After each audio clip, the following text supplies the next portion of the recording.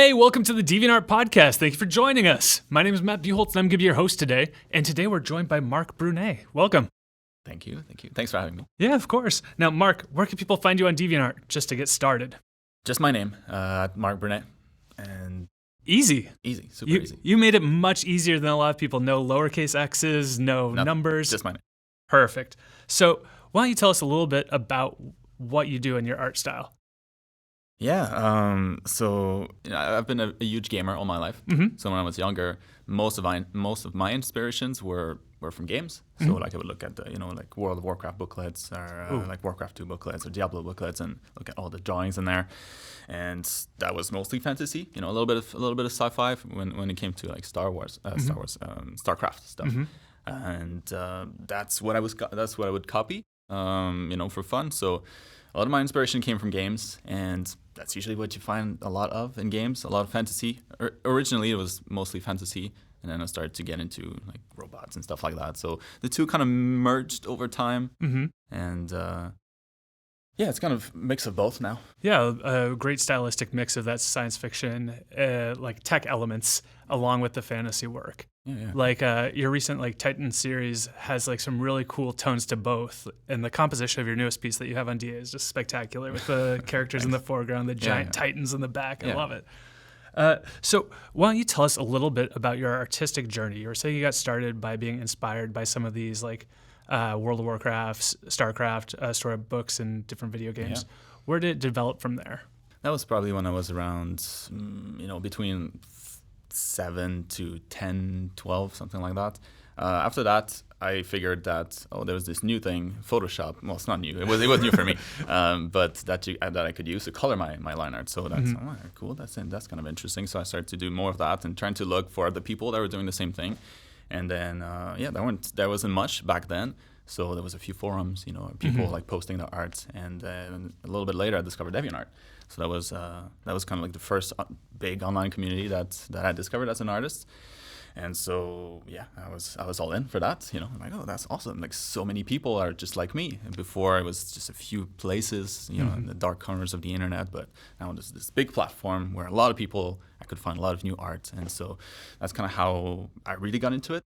And with forums, you can kind of track how you're doing with the amount of comments that you get, but it was mostly, hard to tell if people really liked your stuff or if they liked it more over time and things like that. But all the stats that you had on DeviantArt, things like that, now it's pretty common, but back then it was kind of a new thing.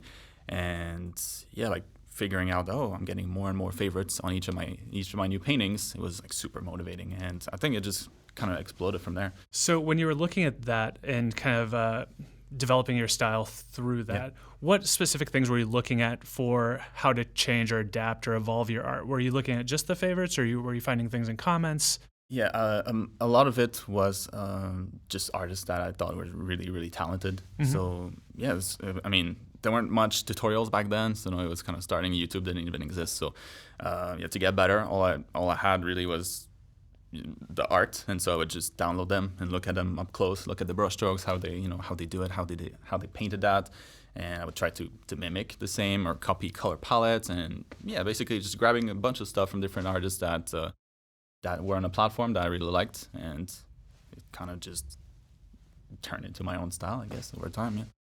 That's very cool. So you were completely like self-taught at that point, like just developing everything purely observationally. Yeah. That's insane. That's so amazing. Yeah, I went to school a little bit to get my grades up because I had the worst counseling when it came to just my career overall. So I ended up, I didn't end up, but I was doing science. I was following a science path to eventually become like a computer engineer or something like that. And then do 3D art. So that's kind of the path that they thought would make the most sense. Obviously, it makes no sense, but that's what I was doing. So I went into science in college, and then and then I dropped out of that, realized that wasn't for me, and so I wanted to go in art, learn 3D, learn things like that. And so I spent one year in fine arts, just to get my grades up, because I had completely left science. So I didn't go to exams, I didn't go to anything. So I had really terrible grades. And for the program that I was trying to get into, there was just a minimum. So yeah, that's why I spent a little bit of time in fine arts to then go into that 3D program. I stayed there for a little bit less than a year, and then I got a job offer, thanks to DeviantArt. So yeah, some recruiter found me on there, and basically just offered me the position. Are you interested in working in Montreal in video games? And for me, it was just like I didn't really think about anything. I was just painting, and so yeah, that's kind of what an amazing question to get, though. It's like, hey, would you like a dream job in Montreal? Especially, and I've never been like a huge fan of school, so for me that was like, oh, it's my ticket out. It's awesome, finally. But yeah, it was pretty intense. Like you get this email, and it's just in school you're doing your homework, and then you get this email. Do you want to apply for? Do you want to do an art test for this company in Montreal? Like, hell yeah, and I got it. That's really interesting. So do you remember any art at that time that they had voiced interest in, or like what sort of stuff you were creating at that time?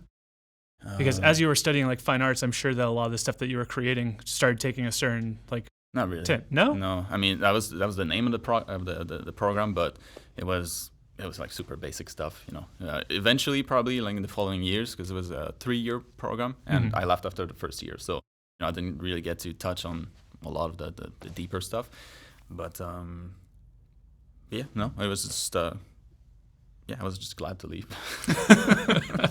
It's interesting because in creative paths, especially around that time period, there wasn't much in place, especially for kind of newer media in digital art.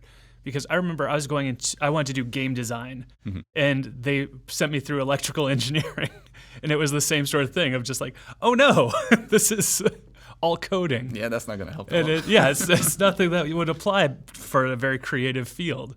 And so now it's so interesting to see the way that like places are helping with art and the creative stuff. Oh, now to learn art is just it's everywhere. You just go on YouTube. You got access to a lot of free stuff already.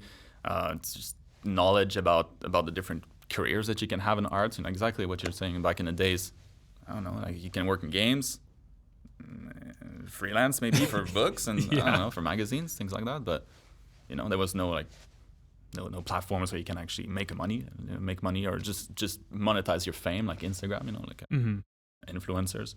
But now you can, and for artists, that's awesome. Yeah, there's a lot more ways for people to be visible now, but still kind of forming that community and finding that way to chat and talk with people is something that you still see now, especially on DeviantArt, just like ways to push that up more and more, and for people to be able to converse more. Yeah. And it's neat seeing it be so accessible now, where I feel people can have more educated conversations or more detailed conversations on what they enjoy. Yeah. And it's different for every website, like the communities, depending on the website, sometimes it can be really bad, other times it can be great. Like on DeviantArt, it's always been super positive. It feels like the people there, I'm comparing to YouTube because I do a lot of YouTube, and it's pretty toxic there. You don't get much, positive feedback. So on DeviantArt, it's always nice. People actually will leave like detailed comments, and damn, yeah. People get very passionate about art on DeviantArt. So what would you say your favorite part of like creating is? Like why do you find yourself driven to do art? I don't know. It's more like it's something that I need. I was working on something, like the last year. For a long stretch, I didn't do much art. I felt myself getting, not depressed, but almost, like everything is just not fun. What's going on? Why am I borderline depressed? Let's call it that. And that's because I wasn't doing any art. So I started again, and then it's just back. I'm like, oh yeah, now I'm feeling alive now. So it's not so much. Yeah, it's just a need, really. That's all it is. I have all these ideas in my head, and if I don't put them on canvas, I don't know, something feels off. I don't know. Yeah, maybe it's a condition. What do you find like a challenge would be for people who are looking to become a part of the creative field now? A challenge, I think the biggest one would be just motivation. Just because, and it has to do again with just the access that we have now to art. where it's just, on DeviantArt, on Instagram, whatever, you're just browsing. It's just so easy, so much art, and it's always finished most of the time. So you just see all these masterpieces, and you just yourself, there, like, as a student, am I gonna ever get this good? You don't really see the struggle they took for that painting to exist in the first place. So all you see is just end result, and then you look at your own end results, and it looks nothing like that. So I think that's the biggest part. Motivation, and it's something that I see a lot of comments, just people like, I'll never reach this point, I'll never reach this level, so why even bother? And I feel like back in the days, I wasn't so much of a problem, just because there wasn't as much art. You didn't have access to a lot, and so you weren't always bombarded by all this just cool stuff around you, and then making you feel worthless, pretty much. That's a really great observation that I wouldn't have necessarily come to. Like, that's you see all those finished things. It's almost like the same idea of like on Instagram or whatever. You see the people who are like, I'm constantly traveling. It's perfect life, right? And so finding a way to realize when you do see those completed masterpieces that there is a lot behind it. There's the years of learning, and there's the under sketches and the deleted scraps. But if you don't have that experience, how do you know? You don't know. You just see this awesome art. I mean, I feel the same way sometimes. You start to scroll through, and like, oh yeah, that's really good. I probably won't reach this level, and then you just have to stop and look at it. I'm like, okay, I can see the brushstrokes and I can understand. And then once you understand the process, that one behind it, and it's, oh yeah, I could totally do that with a little bit of practice probably. But not knowing and just seeing all this stuff it can get to your head. Yeah. So kind of what you're hitting at there is being able to identify those smaller things and like finding those ways to kind of appreciate the patterns that you see in the work that you see. And a lot of that comes from like proper sort of education and learning for the arts to be able to understand what goes into it. Yep. So you yourself are very passionate about education in the arts, and you've started your own art school. Yeah. So can you tell me a little bit about that? Yeah, the first thing I want to say is it's an art school, but it's all online, so it's not it's not a traditional art school. Because not that I'm super against that, but in the States I mostly am, just because the ridiculous price, the price tag attached to that. So I started something small 2 years ago. It was an idea it was going to be more of an introduction to a real art school. So like really just introductory courses on all the different main topics, all the foundation stuff. And it kind of just grew from there, because I saw the response initially. It was a small project that I thought I was going to do. But then you got a lot of great feedback. So I ended up turning it into something much bigger. And so, it ended up being this 100 hours, like 31 different classes, and like feedback every weekend with the students. And it's basically like an online school, but without the price tag, and with everything that I feel based on my experience in the industry and based on my friends' experience, what I feel is the most helpful for people. To be better equipped. So what would you say then, without giving away all the secrets, is one of the biggest differences you see between someone who is kind of beginning in art and doesn't quite have the correct step to be a professional, and what a professional artist would be? A lot of it, and it almost goes back to, it does go back to what we were saying right before, like knowing the process behind something is a huge part of actually being able to do the same. And so if you just look at final art and you don't know what went into it, and it's hard to gauge how am I going to get there. But if there's a process, and if the steps are easy to follow, and it's basically there's your path, right? So you have those different steps that you need to tackle, and eventually you get there. You'll get to your goal. There's no mystery. Those are the steps. And a lot of people, especially that self-study at home, not necessarily following any program or anything like that, those steps are just, they're not there, right? So they have to find them. And then, is that the right step? Yes, no, it wasn't. So let's try another one. And you kind of just lost, So you can practice a lot, but it might not really bear any fruit. And so that's the whole point of the art school program. The program that I created is that you know exactly what you should be focusing on, and there's no secret. So it's follow this, and then the results will come. That's excellent. And so what do you think... Like for people who are doing the kind of learning at home, what is like one fundamental that you think that they should focus on? Is it like a composition? Is it the basics of like foreshortening and perspective? It's going to be super obvious, but just studying from reference. That's when you learn. You know, when you can observe something, you gather the information, and then you process it, and then you can recreate it. But you need that source at the beginning. If you don't have that new information, you can never improve. That's how we improve. So that would be the number one, most important thing. Use references whenever you draw something. That's how you learn. When you do it from imagination, you're just practicing your memory, really. I think that's so huge because like so many people, I think, again, looking at the internet and not realizing the work that went into it, do think that you can just pull from the ether this complete piece and this complete finished product. And while they're focusing on doing it just from imagination, they aren't finding ways to improve. And there's nothing to, like what you were just saying, nothing to measure against to see where their shortcomings may be. And even along the way, even people that are pretty good, there's always some steps along the way, when working on a painting or whatever it is that you're working on, where you'll be like, oh, wait, hold on a minute, how do I do this? Like just roadblocks, and they're basically questions. You're trying to understand, okay, how do I do this? And every time you have that question, you should use reference. Don't try to wing it. Don't try to, maybe I'll try that. And just use a reference all the time. And then it smooths out all those little bumps in the road. And then you learn a lot faster this way. Yeah, I feel another thing that you just like kind of hinted at there is the curiosity that comes with being an artist and really thinking like, how did this happen and why is this working? Yeah. Like especially once you get into colors and like color theory, like why would these colors, like why does a salmon like pair with a mint so well? And just like colors that you would never think would pair, but you see them on paper and you're just like, oh. Yeah, a big part of it.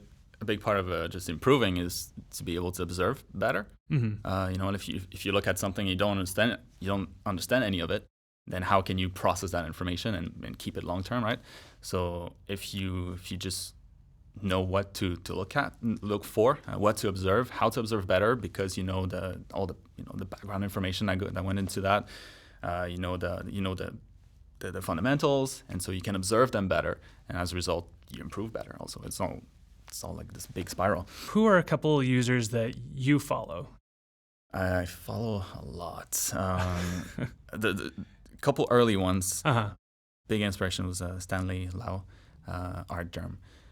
So I followed his journey for very, very long time. I think he joined around the same time, maybe a little bit sooner, around the same time as I did. So back in the days. So he's been a big inspiration. Back from like the Pepper Project days. Oh yeah, there you go, exactly. Yeah. And then Paul Kwon also now works at Riot. Yeah. But somebody that Zeronis, I think is his username. Yeah. I mean, so many more. Yeah, those are both great, amazing people to follow. Like you picked some good ones, but you're being a little humble. I want to go back to you. So you're after you worked at the Montreal studio. So there, where did you go? All right. I feel like you set us up. Yeah, another DeviantArt story actually. Okay. So I worked for 2 years at that studio in Montreal. I was working on like their new engine, so I wasn't going to ship any game or anything like that. So it was pre-prod stuff. And yeah, I had left school, so I'm like, yeah, this is it. This is it for me. I just bought a house, and then 2 years in, I get this email from Blizzard, from a recruiter from Blizzard, and it's telling me basically, you want to do an art test for this new project that we have on, and I'm like, of course, but I don't have a degree, I have nothing really. Mm-hmm. I'm a dropout, and so he's like, oh, that's fine, you're Canadian, you're good. Anyway, so I go, do the art test, everything goes well, I get the job there, and then so I worked at Blizzard for a couple of years, but again, it was thanks to DeviantArt, because that's how they found me in the first place. So yeah, always interesting. The 2 gigs that I've had in my life were thanks to you guys. So that's why I wanted to come here. It's a long drive, but I feel like I had to. But like, how cool that you started by drawing stuff that you found in like Warcraft manuals and Starcraft manuals and Diablo manuals, and then you get to work at the place where all of that inspiration kind of came from. It was pretty surreal, especially since in my mind it was just never going to happen. Right? There's no way I could get a visa to work in the States, so I had just kind of blocked it off. But yeah, to get this email, I was like, oh wow, okay. So I got the job, and then I moved to the States. So it was about a little over 10 years ago, and I worked on Titan, which eventually turned into Overwatch for about 5 years, and then it was like a big reset where they kind of redirected the game to eliminate a lot of stuff and focus on the FPS part, and so that's what Overwatch became. But at that time, I moved on to another team. I worked a little bit on StarCraft, and then on Heroes of the Storm for the rest of my time at Blizzard. And then, I had worked there for about 8 years. During that time, towards the end, I started to do a lot more YouTube to teach people, because that was kind of fun. I had a really big following on DeviantArt, so I'm like, well, I could probably help these guys. I would get a lot of messages on each of my deviations, and I couldn't really reply to everyone all the time. It started small where I could, but it grew to a point where I really couldn't. And so my idea was to use YouTube as a mean to communicate the answers to a broader audience, so that I wouldn't have to type the same answer every time. And then that started to grow too, and eventually became my company. So right, yeah, QBrush. Tell us a little bit about that. Yeah, so what initiated that step to go from just a YouTube channel to really pushing it into a full company? I think it was a mix of a couple of things, but it was my daughter was born around that time. There was the big layoff at Blizzard, which is why I switched teams, and it was just kind of a warning sign. Like your life here is not as stable as you might have thought it was. If you lose your job, you have to go back to Canada. So you have a family here, but who cares? Who cares about that? So it was almost like a wake up sign where I'm like, okay, I probably should try to have something on the side in case something happens with my day job. And then that something on the side was the company that I started, QBrush, and it started pretty slow. Something that I could do from home at the same time as I was working, and I would do all my customer support and everything myself. I had a team, to actually build the website, but I would handle everything else on my own. And it grew to a point where after about a year of doing juggling both, I couldn't sleep anymore. So at Blizzard, it was fun, but routine was starting to settle in, and I had this other opportunity that was growing that I could see, it's going to keep growing if it keeps going the way it does. And it was a really hard decision. We get paid really well at Blizzard. So to go from that to nothing, really, or to barely nothing, was pretty scary. But I did the jump, and thankfully, so far, everything's been working out great. So that's great to hear. I'm still alive. So it was a wild ride, oftentimes, but now it's working out pretty well. And now I used to be an artist. Now technically I'm not. At least that's not my title. But it's still a huge part of my life, nonetheless. So yeah. Yeah, and now you get to leverage your site for artists into your education for artists. Exactly. So QBrush, for those that don't know, it's a platform for our art resources. So you can find pretty much anything digital related on there. So a lot of tutorials, 3D models, basically all kinds of assets that you would need to create a game or to put together a project.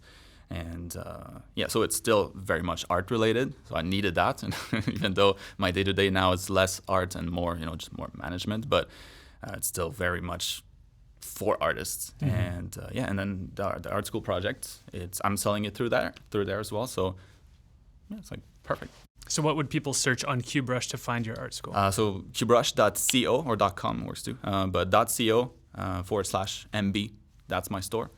And the first thing you'll see will be all my courses. So the first one will be art school, and excellent. That's super exciting and so cool to see. I looked through all your promos and everything. It awesome. Sounds great. That's awesome. All right. Well, guys, thank you so much for tuning in. And Marc, where can they find you again on DeviantArt? Just my name, Marc Brunet. So no space, nothing. Super easy to find. We'll link it below. And you can find me on DeviantArt at ggmattb. And again, thank you to the entire team that made this podcast happen, our producers through Jules, our sound engineer, the author, and Matt, our artist relations person, which is Matt in real life. And guys, thank you again. Have a good one. Thanks.